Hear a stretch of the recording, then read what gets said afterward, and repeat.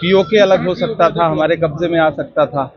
ऐसे में एक बारगी सीज फायर जो है वो किसी की समझ में नहीं आ रहा है। कौन सी मजबूरी थी, ट्रंप का ऐसा कौन सा दबाव था, वो एक संसद का विशेष सत्र बुला करके देश की सरकार को, प्रधानमंत्री जी को, ये पूरे देश को बताना चाहिए। तो मना नहीं किया है, आप बात को ट्विस्ट करके क्यों पूछते हैं सवाल?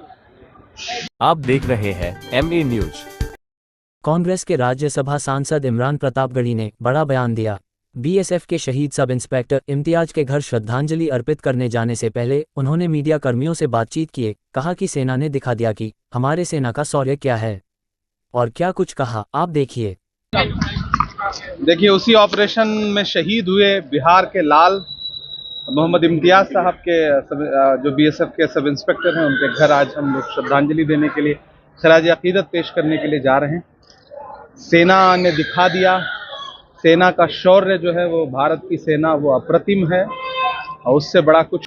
लेकिन अफसोस बस इतना है कि जब पीओके अलग हो सकता था, हमारे कब्जे में आ सकता था, ऐसे में एक बारगी सीज फायर जो है वो किसी की समझ में नहीं आ रहा है। कौन सी मजबूरी थी, ट्रंप का ऐसा कौन सा दबाव था, वो एक संसद का विशेष सत्र बुला करके देश की सरकार को, प्रधानमंत्री जी को, ये पूरे देश को बताना चाहिए। पर महागठबंधन के ही लोग बोल रहे हैं कि स्पेशल सेशन की जगह बैठक करनी चाहिए। शरद पवार ने कहा इस चीज को, सर नहीं, शरद पवार ने स्पेशल सेशन से मना नहीं किया है। आप बात को ट्विस्ट करके क्यों पूछते हैं सवाल?